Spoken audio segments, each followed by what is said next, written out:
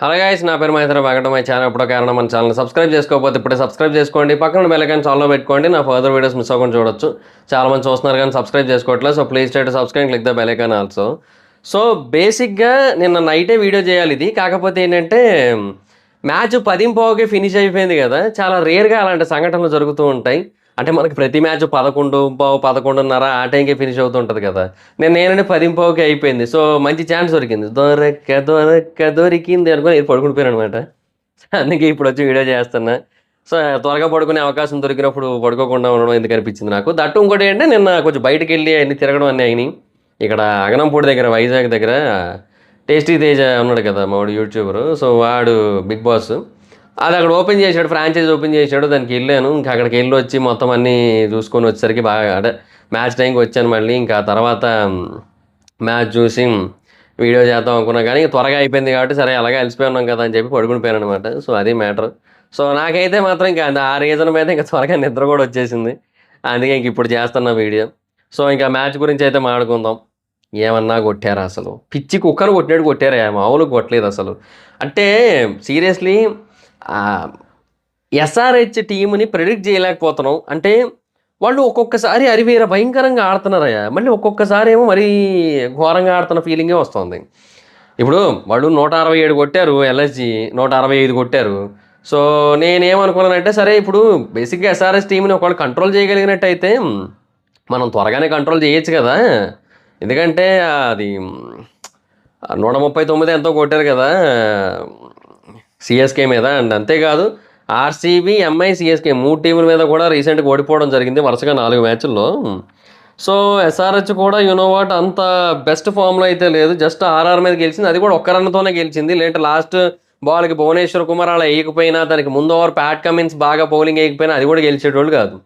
So వీళ్ళు అంత అద్భుతమైన ఫామ్లో అయితే లేర్లే అనే కైండ్ ఆఫ్ ఫీలింగ్ అయితే వచ్చిందనమాట.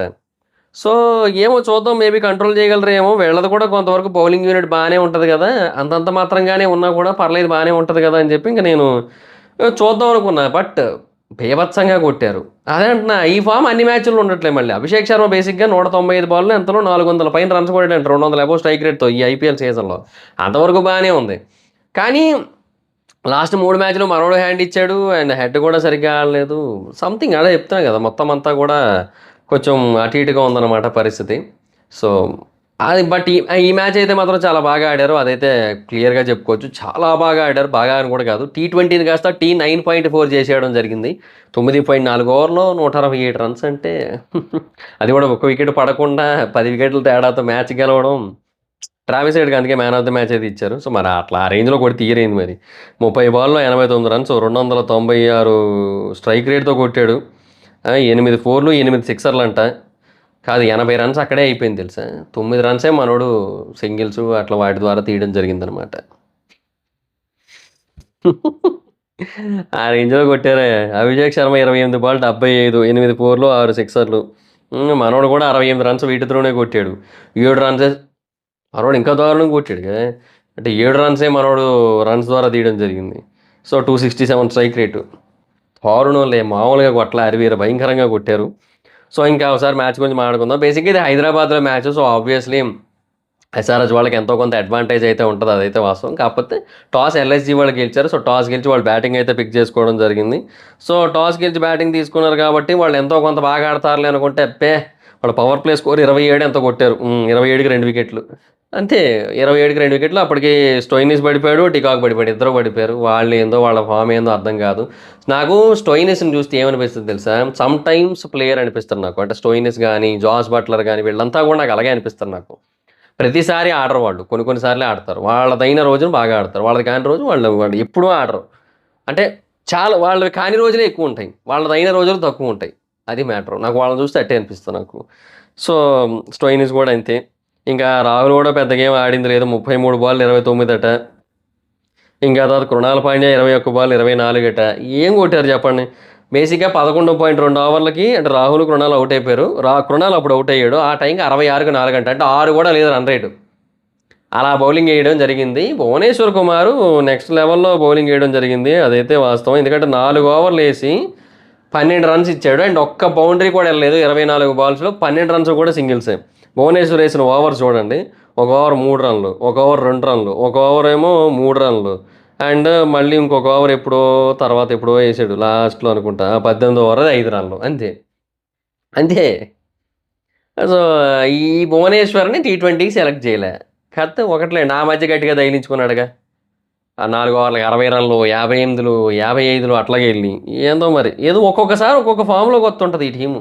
అదే అంటున్నా కదా! ఎవరిని ప్రిడిక్ట్ చేయలేకపోతున్నా. బ్యాటింగ్‌ని ప్రిడిక్ట్ చేయలేకపోతాం. క్లాసన్ అద్భుతంగా ఆడతాడనుకుంటే తమ్మని బౌల్డ్ అయిపోతుండు. హెడ్ తలెత్తుకునేలా చేస్తాడనుకుంటే ఔట్ అయిపోతుండు. ఏందో మొత్తం అంతా గూడా. సో, అది. అందుకే అన్‌ప్రెడిక్టబుల్ టీమ్ ఇది ఎస్ఆర్‌హెచ్. సో, ఎప్పుడు ఎలాగైనా ఆడే అవకాశాలున్నాయి. అండ్ నెక్స్ట్ 2 మ్యాచ్‌లు కూడా వీళ్ళకి హైదరాబాద్‌లోనే. సో, అది వీళ్ళకి అడ్వాంటేజ్ అనమాట. అండ్ ఆ 2 మ్యాచ్‌లు కూడా కొంచెం గెలిచేటట్టే ఉన్నారు వీళ్ళు. అండ్ 2 మ్యాచ్‌లు ఒకటి డీసీతో అనుకుంటా నాకు తెలిసి. ఎస్ఆర్‌హెచ్ ఎవరితో కాదు GT and Punjab. So, GT and పంజాబ్‌తో కాబట్టి పంజాబ్‌తో కొంచెం నాకు తెలిసి డౌటు. ఎందుకంటే పంజాబ్‌తో లాస్ట్ టైమ్ గూడా బేసిక్‌గా చాలా తక్కువ రన్స్‌తోనే గెలవడం జరిగింది. 2 రన్‌లతోనే గెలవడం జరిగింది. సో, జీటీతో అయితే కొంచెం ఈజీగానే గెలిచారు లాస్ట్ టైము.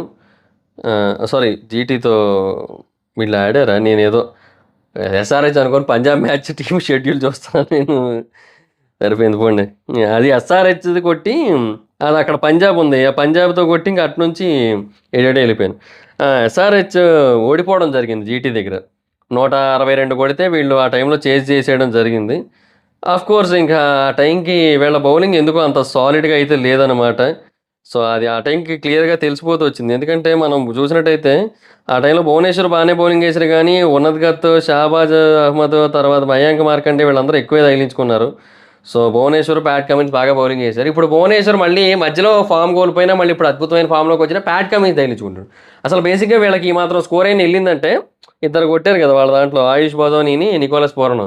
ఆ మాత్రం అయినా వాళ్ళకెళ్ళింది అంటే just because of the reason Pat Cummins and Natarajan వీళ్ళిద్దరు దాంట్లోనే కొట్టారు. ఒకరేమో 4 ఓవర్లకి 50, ఒకరేమో 4 ఓవర్లకి 47 ఇచ్చారు. మిగతా నలుగురు బానే బౌలింగ్ చేశారు. వీళ్ళిద్దరే ఎక్కువ ఇచ్చారు. అది. ఇక వాళ్ళ బ్యాటింగ్ ఏమంత గొప్పగా ఏం లేదులేండి. హ్మ్. అది వరస్ట్‌గానే ఉంది వాళ్ళ బ్యాటింగు. అది వాస్తవం. ఆళ్ళు 165 కొట్టారు. ఇంకా వాళ్ళకి 166 రన్స్ టార్గెట్ ఇచ్చారు. వీళ్ళేమో బీభత్సమైన ఫామ్‌లో ఉన్నారు. మీకోటి తెలుసా వీళ్ళ దాంట్లో బౌలింగ్ యూనిట్ మొత్తం అందరూ కూడా వాడబడలేదు. ఇంకా కృణాల్ పాండ్యా మెయిన్ బౌలర్ కదా! కృణాల్ పాండ్యాకి ఇంకా బౌలింగే ఇవ్వలే. ఎక్కడ ఒక ఓవర్ కూడా ఇవ్వలే. ఎందుకంటే లెఫ్ట్ హ్యాండ్ బౌలర్ కదా! సో, లెఫ్ట్ హ్యాండ్ బ్యాట్స్‌మెన్స్ కొడతారేమోలే అని చెప్పి ఇవ్వలేదు. కానీ ఎవరికిచ్చినా కొడతానే ఉన్నారు. అది పరిస్థితి మరి. హ్మ్. యష్ ఠాకూర్ 2.4 ఓవర్లకు 47, కృష్ణప్ప గౌతమ్ 2 ఓవర్లకు 29, రవి బిష్ణోయ్ 2 ఓవర్లకు 34, నవీన్ ఉల్హక్ 2 ఓవర్లకు 37, ఆయుష్ బదోని 1 ఓవర్‌కు 19. కొడతానే ఉన్నారు. అది పరిస్థితి. సో, ఇంకా ఈ మ్యాచ్‌తో ఏంటంటే నాకు తెలిసి ఎల్ఎస్‌జీ తనకున్న అవకాశాలని చాలా వరకు తగ్గించేసుకుంది. నెక్స్ట్ డీసీ అండ్ ఎంఐతో. ఎంఐ అఫీషియల్‌గా ఎలిమినేట్ అయిపోయింది. నిన్న ఎంఐ అఫీషియల్‌గా ఎలిమినేట్ అయిపోయినట్టుగా చెప్పడం జరిగిందనమాట. సో, 12 మ్యాచ్‌లు ఆడి 8 పాయింట్లంటే ఇంకా అఫీషియల్‌గా ఎలిమినేట్ అయిపోయినట్టే. సో, ఇంక నాకు తెలిసి జీటీది ఒక మ్యాచ్ అయితే ఉంది కదా! సీఎస్‌కేతో. ఒకవేళ ఆ మ్యాచ్‌లో ఒకవేళ వాళ్ళు ఓడిపోతే వాళ్ళు అఫీషియల్‌గా ఎలిమినేట్ అయిపోయినట్టే. And RCB and Punjab match ఉంది కదా ఇవాళ. ఈళ్ళలో ఎవరు ఓడిపోతారో వాళ్ళు అఫీషియల్‌గా ఎలిమినేట్ అయిపోయినట్టు ఇవాళ. అంతే ఇంకా 12 మ్యాచ్‌లో 8 పాయింట్లతో వాళ్ళు కూడా అఫీషియల్‌గా ఎలిమినేట్ అయిపోవడం జరుగుతది. ఈరోజు మ్యాచ్‌లో ఎవరైతే ఓడిపోతారో. సో, అది మ్యాటర్ అనమాట. సో, ఏదైనా సరే దారుణంగా కొట్టారులే నెక్స్ట్ లెవెల్. టీ20 చెప్పాను కదా! టీ 9.4 చేసేయడం జరిగింది. సో, హైలైట్ అని చెప్పొచ్చు. అండ్ 20 బాల్స్‌లో 50 రన్స్ కొట్టిన సందర్భాలు ట్రావిస్ హెడ్‌కి 3 సార్లంట. జేక్ ఫ్రాసర్ 3 సార్లతో ఫస్ట్ ప్లేస్‌లో ఉన్నాడు. అండ్ పవర్ ప్లేలో 50+ రన్స్ కొట్టిన పర్సన్స్ లిస్ట్‌లో ట్రావిస్ హెడ్ ఇప్పుడు సెకండ్ ప్లేస్‌లో ఉన్నాడు. ఫస్ట్ ప్లేస్‌లో డేవిడ్ వార్నర్ ఉన్నాడు. తర్వాత సునీల్ నారాయణ, క్రిస్ గేల్. సునీల్ నారాయణ ఉన్నాడయ్యా! ఆ మనిషిని బౌలర్‌గా చూసేటోళ్ళం. ఇప్పుడు ఆ మనిషి పవర్ హిట్టర్. సో, ఏందోలే సర్లే. అండ్ 100 రన్స్ పార్ట్నర్‌షిప్ విషయానికొచ్చినట్టయితే ఇంతకుముందు కూడా డీసీ మీదే వీళ్ళు 30 బాల్స్‌లో పార్ట్నర్‌షిప్ ఇచ్చారంట 100 రన్స్. ఇప్పుడు 34 బాల్స్ ఇచ్చారు. సో, ఫస్ట్ ప్లేస్‌లో, సెకండ్ ప్లేస్‌లో ఈళ్ళిద్దరే ఉన్నారు. ట్రావిస్ హెడ్, అభిషేక్ శర్మే ఉన్నారు. అండ్ తర్వాత 10 ఓవర్ల తర్వాత హైయెస్ట్ టోటల్ వీళ్ళదే ఇప్పుడు 9.4 ఓవర్స్‌లో ఇంకా అవ్వలేదు యాక్చువల్‌గా. 10 ఓవర్లు కూడా అవ్వలేదు. ఈ మ్యాచే అయిపోయింది. ఇంక వీళ్ళు ఫస్ట్ బ్యాటింగ్ ఆడుంటే ఈ బౌలింగ్‌కి, ఆ బ్యాటింగ్‌కి నాకు తెలిసి 300 కొట్టేసేటోళ్ళు. కానీ అదే అంటున్నా. వీళ్ళు ఈ మ్యాచ్‌ల్లో ఇలా బాగా ఆడి టార్గెట్ 300, ఆపరేషన్ 300 అనే కైండ్ ఆఫ్ ఎక్స్‌పెక్టేషన్స్ పెంచి కొన్ని మ్యాచ్‌ల్లో మబ్బు బ్యాటింగ్ ఆడుతున్నారు. అదేందో నాకు అర్థం కావట్లేదు. నేను సీరియస్లీ మనం ప్రాక్టికల్గా మాట్లాడుకుందాం. ఎమోషనల్గా ఏముంది, ఎస్ఆర్హెచ్ కొట్టినప్పుడు బాగానే ఉంది. కానీ పాయింట్ ఏంటంటే ఈ ఎక్స్పెక్టేషన్స్ పెంచేసి గ్రాఫ్ని ఇట్లా పెంచేసి ఆ ఎక్స్పెక్టేషన్స్ బార్ ఇట్లా పెంచేసి సడన్గా ఢమాలు అంటున్నారు. ఇదేందో అర్థం కావట్లా. సెకండ్ ప్లేస్లో కూడా ఎస్ఆర్హెచ్ఏ ఉంది, డీసీ మీద 158. థర్డ్ ప్లేస్లో ఎస్ఆర్హెచ్ఏ ఉంది, ఎంఐ మీద 148. ఆ మ్యాచ్లో ఎంఐ కొట్టింది, ఫోర్త్ ప్లేస్లో ఉంది ఎస్ఆర్హెచ్ మీద. అండ్ బాల్స్ మిగిలి ఉండగా మ్యాచ్ గెలిచిన 100+ రన్స్ టార్గెట్ లిస్ట్లో ఇది ఫస్ట్ ప్లేసు. 166 టార్గెట్ని 62 బాల్ ఉండగా కొట్టేశారు. అంతకుముందు డీసీ అట 116 టార్గెట్ని 57 బాల్ ఉండగా కొట్టిందంట. 116 ఎక్కడ, 166 ఎక్కడ, 62 బాల్ అంటే ఇంకా 5 బాల్ ఎక్స్ట్రా మిగిలాయి. ఏమి కొట్టారా? సో అదనమాట మ్యాటరు. అండ్ ఇంకోటి ఏంటంటే ఇప్పుడు ఎంఐ ఎలిమినేట్ అయిపోయింది కదా. సో నాకు తెలిసి ఇప్పుడు ఇంకా 13 మ్యాచ్లు పెండింగ్ ఉన్నాయి మనకి. అంటే ఇంకా మొత్తం 70 మ్యాచ్లు కదా ప్లే ఆఫ్స్ లీగ్ మ్యాచెస్లో. తర్వాత 4 మ్యాచ్లు play offs, qualifier, eliminator, qualifier to finale, ఇవి 4 మ్యాచ్లు ఉంటాయి. సో బేసిక్గా దీని తర్వాత నుంచి కూడా ఇంక నెక్స్ట్ మ్యాచ్లు అన్నీ కూడా మ్యాక్సిమం డిసైడింగ్ ఫ్యాక్టర్లు అవుతాయి, ఎలిమినేషన్ ఫ్యాక్టర్లు అవుతుంటాయి ప్రతి మ్యాచ్లు కూడా. కాకపోతే ఏంటంటే ఎల్ఎస్జీ అప్పుడే ఎలిమినేట్ అయిపోదు. అలాగే డీసీ కానీ, అలాగే సిఎస్కే కానీ, ఎస్ఆర్హెచ్ కానీ 4 టీంలు కూడా అది చూపించదు. అండ్ ఈ 4 టీంలు ఏవో 2 టీంలు వెళ్తాయి. నాకు తెలిసి నేను అనుకోవడం ఎస్ఆర్హెచ్ అండ్ సిఎస్కే అనుకుంటున్నాను ఎలిమినేటర్ మ్యాక్సిమం. కాకపోతే ఏంటంటే ఇప్పటికీ ఆ 2 టీంలకి కూడా, ఎస్ఆర్హెచ్ అండ్ సిఎస్కే కూడా టాప్ 2కి వెళ్ళడానికి అవకాశం ఉందన్నమాట. ఎస్ఆర్హెచ్ ఫర్దర్గా ఆడే 2 మ్యాచ్లు గెలవాల్సి ఉంటుంది జీటీ అండ్ పంజాబ్తో. జీటీ మీద గెలుస్తారని నమ్మకం ఉంది, కానీ పంజాబ్ మీద నాకు ఎందుకు డౌట్గా ఉంది నాకు. ఎందుకంటే వాళ్ళ బౌలింగ్ చాలా బెటర్గా ఉంటుంది, కొంచెం కొట్టడం కష్టం, అంత ఈజీ కాదు. అండ్ ఇంకా సిఎస్కే, జీటీ, ఆర్ఆర్, ఆర్సీబీ. నాకు ఎందుకో జీటీ మీద గెలుస్తారనిపిస్తుంది. ఆర్సీబీ మీద 70% ఛాన్స్ ఉంది అనిపిస్తుంది సిఎస్కేకి వెళ్ళడానికి. ఆర్ఆర్ మీద డౌటే నాకు, ఓడిపోతారేమో అనే పాయింటే ఉంది. బట్ ఏమో మరి చూడాలి. మనకి ఆర్సీబీ అది ఆర్ఆర్ బేసిక్గా లాస్ట్ 2 మ్యాచ్లు ఓడిపోయింది కదా. ఎస్ఆర్హెచ్ ఓడిపోయింది, డీసీతో ఓడిపోయింది. సో అది కొంచెం వరస్ట్ ఫామ్లో ఉంది ఇప్పుడు. అంటే బెటర్ ఫామ్లోనే ఉన్నారు, కాకపోతే సరిపోవట్లేదు అంతే, అదే వచ్చిన మ్యాటర్. సో చూడాలి ఏమవుతుందో.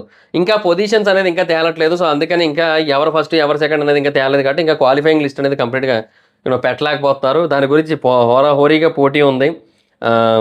6 టీములు పోరాడుతున్నాయి ప్రస్తుతానికి ఫస్ట్ 4 పొజిషన్స్కి, ఫస్ట్ 2 పొజిషన్స్కి కూడా. అండ్ ఆర్సీబీ మేబీ ఏమో ఛాన్స్ ఉంది, రావచ్చేమో, పంజాబ్ కానీ రావచ్చేమో అన్నట్టు ఉందన్నమాట పరిస్థితి. జీటీ రావచ్చేమో అన్నట్టు ఉంది పరిస్థితి. జీటీ కష్టం, -1.3 రన్ రేట్తో కష్టంలే. కానీ బట్ మిగతా 2 టీములు ఆర్సీబీ, పంజాబ్ రావచ్చేమో అన్నట్టుగా ఉన్నాయి అనమాట. మిగతా టీములు రాలేవేమో, అంతే. ఇంకా ఏముంది, ఎంఐ ఎలిమినేటెడ్. ఎంఐ ఇంకో 2 మ్యాచ్లు ఆడుతుంది, అవి 2 హంబూస్కి మ్యాచ్లే, కేకేఆర్ అండ్ ఎల్ఎస్జీ. కాకపోతే ఏంటంటే ఇంకా ఆ టైంలో అడ్వాంటేజ్ ఏంటి అంటే వాళ్ళు ఇక నచ్చినట్టు ఆడుకోవచ్చు. ఇక వాళ్ళ మీద ప్రెషర్ ఏమి ఉండదు. ఇంకా సూర్యకుమార్ యాదవ్ చూడండి, మన మ్యాచ్లో సెంచరీ కొట్టాడు, ఇక అట్లే ఉంటుంది పరిస్థితి. అట్లా మళ్ళీ సెంచరీలు చూసినా మనం ఆశ్చర్యపోనక్కర్లా. అది మ్యాటర్ అనమాట. సో కేకేఆర్ ఓడిపోవడం ఆర్ఆర్కి కావాలి, ఫస్ట్ ప్లేస్కి ఉండడానికి అండ్ టాప్ 2లో ఉండడానికి, అవన్నిటికీ ఆర్ఆర్కి కావాల్సి ఉంటాయి. అట్లా ఉన్నది మొత్తం పరిస్థితి. కేకేఆర్ రన్ రేట్ కూడా ఘోరంగా ఉందా, +1.4లో ఉంది. సో అది పరిస్థితి. బట్ ఎనీహో చాలా దారుణంగా కొట్టారు. ఈవెన్ మ్యాచ్ అయిపోయిన తర్వాత రాహుల్ కూడా అదే చెప్పాడు, ఏం దారుణం కొట్టారు వాళ్ళు, ఏం మాట్లాడితే ఇంకా మాటలు కూడా రావట్లేదు నాకు. ఇది టీవీలో చూసాం మేము ఈ కైండ్ ఆఫ్ బ్యాటింగ్, ఇక్కడ మా మీద కొడుతుంటే ఏం చేయాలో తెలియట్లేదు మాకు. మేము ఒక 40-50 రన్లు తక్కువ కొట్టాం మేము, బట్ మేము 240 కొట్టినా కొట్టేస్తారు వాళ్ళు, ఏముందలే ఆడ అన్నాడు. అది మ్యాటర్ అనమాట. సో రాహుల్ స్పోర్ట్స్మెన్షిప్ పర్ఫెక్ట్గా చెప్పడం జరిగింది. కాకపోతే ఎల్ఎస్జీ ఓనర్ మాత్రం ఆ తర్వాత రాహుల్ గట్టిగా క్లాస్ పీకుతున్నాడు అనమాట. ఆ వీడియో రికార్డ్ అయిపోయింది. బుర్రా బుద్ధి ఉందా అసలు? నువ్వు ఎవడైనా లోపలికి వెళ్ళి మాట్లాడుకుంటాడు అట్లాంటివన్నీ కూడా. బయట మాత్రం ఖచ్చితంగా నువ్వు ప్లేయర్స్ రెస్పెక్ట్ ఇవ్వాలి కదా. అట్లా ఎట్లా చేస్తావు నువ్వు? మొత్తం అందరూ రికార్డ్ చేసి మొత్తం అందరూ తిడుతురు వాడిని బయట ట్విట్టర్లో. కేఎల్ రాహుల్ నెక్స్ట్ ఇయర్ ఎల్ఎస్జీకి వెళ్ళి బయటకు వచ్చేస్తాడు అనే టాక్ కూడా నడుస్తుంది ట్విట్టర్లో. అట్లుంటుంది ఒక వీడియోతో, అది మ్యాటర్. సో అందుకని కొంచెం జాగ్రత్తగా ఆలోచించుకొని మాట్లాడాల్సి ఉంటుంది. అది అట్లీస్ట్ మాట్లాడొద్దని ఎవరు అనరు, మాట్లాడవచ్చు. ఎందుకంటే టీం గెలవాలి అండ్ వాళ్ళు పెట్టిన డబ్బులకి మంచి బెనిఫిట్స్ రావాలి, గెలిస్తే టీం ఇంకా పాపులర్ అవుతుంది. సో ఆబ్వియస్లీ నెక్స్ట్ ఇయర్ ఇక వాళ్ళకి ఫ్రాంచైజీలు ఎక్కువ వస్తాయి, అంటే స్పాన్సర్షిప్స్ ఎక్కువ వస్తాయి. సో అలా ఉంటుంది కాబట్టి వాళ్ళు కూడా గెలవాలని కోరుకోవడం తప్పు లేదు. ఏ ఓనర్ అయినా మాట్లాడతారు, అది నువ్వు లోపలికి వెళ్ళి మాట్లాడుకోవాలి. బయట మాత్రం ప్లేయర్స్కి రెస్పెక్ట్ ఇవ్వాలి. అది మానేసి వరల్డ్ క్లాస్ ఇండియన్ ప్లేయరే ఆ మనిషిని పెట్టుకుంటూ అంటే అట్లా ఉంటుంది మరి. అండ్ రాహుల్కి పరిస్థితి మొత్తం ట్విట్టర్లో ఏమంటున్నారంటే ఏదో కార్పొరేట్ ఎంప్లాయీ ఓనర్ ముందు నుంచి ఉంటే ఎట్లా ఉంటుందో అలా ఉంది పరిస్థితి అన్నట్టుగా చెప్తున్నారు అక్కడ బయట మొత్తం. సో ఏ టీం నువ్వు ఇప్పుడు సాలిడ్ టీం ఏదన్నా ఇచ్చావుపోనంటే అది కూడా లేదు. బేసిక్గా సగం టీములు పర్ఫెక్ట్గా లేవు, ఏదో ఫ్లూక్లో కొన్ని మ్యాచ్లు గెలుస్తున్నాయి. అండ్ తర్వాత కొంతమంది బెటర్గా ఆడడం వల్ల, అంటే ఆ సగం టీం బాగుండి సగం టీం బాగట్లేదని చెప్పారు. ఆ సగం టీం బాగుండడం వల్ల వాళ్ళు బాగా ఆడడం వల్ల గెలిచిన సందర్భాలు కొన్ని కొన్ని ఉంటున్నాయి అంతే. చాలా టీంలు అలాగే ఉన్నాయి. ఇప్పుడు జీటీ ఉంది, జీటీ టీం బాగానే ఉంటుంది కానీ ఎవరు సరిగ్గా ఆడలేదు. ఎంఐ టీం చాలా బాగుంటుంది కానీ ఎవరు సరిగ్గా ఆడలేదు, వాళ్ళు ఎలిమినేట్ కూడా అయిపోయారు. పంజాబ్ టీం వాళ్ళది బౌలింగ్ చాలా బాగుంటుంది, బ్యాటింగ్ అంతంత మాత్రమే. ఎందుకంటే వాళ్ళు ఎవరు కూడా అంత గొప్ప ప్లేయర్స్ కాదు, అంత రికగ్నిషన్ ఉండి ప్రతి మ్యాచ్ ఖచ్చితంగా ఆడతారు, ప్రెషర్ హ్యాండిల్ చేయగలుగుతారు అనే పాయింట్ లేదు. ఆర్సీబీ ఆ టీం అంతంత మాత్రమే, కొంతమంది ఆడితే ఆడాలి. ఎల్ఎస్జీ అంతంత మాత్రమే. డీసీకి ఇనీషియల్గా అంతంత మాత్రమే, బట్ ఇప్పుడు ఆ ఫ్రేసరు పోరాలు వచ్చిన తర్వాత కొంచెం పెరిగింది టీంకి, బ్యాటింగ్ బలమైంది. ఇంకా ఆ తర్వాత సిఎస్కే అదో రకమైన టీం అది. ఆ టీంలో ఉన్న ప్రతి ప్లేయర్ కూడా అద్భుతంగా ఉంటారు, అద్భుతంగా ఆడతారనే ఒపీనియన్ ఉంటుంది. ఒక తుషార్ దేశపాండే వీళ్ళని పక్కన పెడితే ఆ బౌలింగ్ యూనిట్ని ఒకరిద్దరిని పక్కన పెడితే ఏదో వాళ్ళు బాగానే బౌలింగ్ వేస్తారనే ఫీలింగ్ ఉంటుంది. కానీ వాళ్ళు కూడా సరిగ్గా ఆడరు అప్పుడప్పుడు, వాళ్ళ టైం ఎక్స్పెక్టేషన్స్ లేని చోట తుషార్ దేశపాండే వచ్చి అరాచకం సృష్టిస్తుంటాడు. ఏందో అది అట్లా అవుతుంటుంది ఆ టీం. అదంతే, అది టైం కానీ టైంలో ఆడుతుంటుంది. అది కూడా అంతే అన్ప్రెడిక్టబుల్ టీము. ఎస్ఆర్హెచ్ అద్భుతమైన టీము, చాలా పెద్ద టీము, తోపు తురుంకాన్ టీము. కానీ అది కొన్ని మ్యాచ్లు సరిగ్గా ఆడరు, కొన్ని మ్యాచ్లు వ్యవస్థను సృష్టిస్తుంటారు. అదన్నమాట మ్యాటర్. ఆర్ఆర్ టీం కూడా చాలా గట్టిగానే ఉంటుంది, బౌలింగ్ బ్యాటింగ్ అన్నీ బాగుంటాయి. కొంతమంది ఆడపైన కొంతమంది ఆడేస్తున్నారు, సో నడిచేస్తుంది. కేకేఆర్ కూడా అంతే, అందరూ మంచి టీం, మంచి బ్యాటింగ్ మంచి బౌలింగ్ ఉంది. సో కొన్ని మ్యాచ్లు కొంతమంది ఆడపైన వేరే వాళ్ళు ఆడేస్తున్నారు, అట్లా నడిచేస్తుంది వాళ్ళకి, అట్లా వాళ్ళు కూడా గెలిచేయడం జరుగుతుంది. కేకేఆర్ ఓన్లీ సిఎస్కే, ఆర్ఆర్, పంజాబ్తో ఓడిపోవడం జరిగింది. ఆర్ఆర్ అయితే జీటీ, ఎస్ఆర్హెచ్, డీసీ మీద ఓడిపోవడం జరిగింది. సో అది మ్యాటర్. సో ఇట్లా స్ట్రాంగ్ టీమ్స్ లేనప్పుడు ఎవరు మాత్రం ఏం చేస్తారు, మాట్లాడుకోవచ్చు. దానికి నువ్వు ఏం చేయాలంటే లోపలికి వెళ్ళి మాట్లాడుకోవాలి. అది మానేసి ఇక్కడికే అరిసేస్తా ఇక్కడే మాట్లాడేస్తా అంటే అవ్వదు కదా, ఏం చెప్తాం. సో అది గైస్ మ్యాటర్. నాకు తెలిసి ఇక్కడ నుంచి ప్రతిదీ కూడా ఎలిమినేషన్ ఫ్యాక్టరే. నెక్స్ట్ అప్కమింగ్ మ్యాచెస్ ఒక 4-5 మ్యాచ్లు డిసైడింగ్ ఫ్యాక్టర్స్ మనకి. ఇంకా ఏముందిలే, ఇంకా పడుకో అన్నట్టే ఉంటుంది ఆ తర్వాత నుంచి కూడా. ఇంకా అంటే ఇప్పుడు పంజాబ్ ఉంది, పంజాబ్ ఆర్సీబీ ఇద్దరిలో ఎవరు ఓడిపోతే వాళ్ళకి అఫీషియల్ ఎలిమినేటెడ్. జీటీ సిఎస్కే ఉంది, ఆ మ్యాచ్ జీటీ ఓడిపోయిందా జీటీ ఎలిమినేటెడ్. కేకేఆర్ ఎంఐ ఆ మ్యాచ్ డిసైడింగ్ ఫ్యాక్టర్ కాదు, ఎందుకంటే దాని ఏం లేదు డిసైడ్ చేయడానికి. అలాగే చెన్నై ఆర్ఆర్ మ్యాచ్ చెన్నైకి చాలా ఇంపార్టెంట్. ఆర్ఆర్కి ఏంటంటే టాప్ 2కి ఇంపార్టెంట్. సిఎస్కే కూడా అంతేలేండి. ఇంకా ఆర్సీబీ ఢిల్లీ వాళ్ళిద్దరికి కూడా చాలా ఇంపార్టెంట్. కాకపోతే ఆర్సీబీ ఇప్పుడు పంజాబ్ మీద గెలవాల్సి ఉంటుంది, గెలిచితేనే అక్కడ డీసీ మ్యాచ్ ఇంపార్టెంట్. గెలవకపోతే ఇంకా అది ఎలాగే ఇంపార్టెంట్ కాదు, డీసీకి మాత్రం ఇంపార్టెంట్, ఆర్సీబీకి కాదు. సో ఇంకా అప్పటి నుంచి ఇంకా వరుస పెట్టి ఇంకా చెప్తున్నాను కదా, తేలిపోద్ది ఏదో ఒకటి మనకి. లక్నోది మళ్ళీ 14వ తారీఖున ఒక మ్యాచ్ ఉంది, ఎల్ఎస్జీ వాళ్ళది.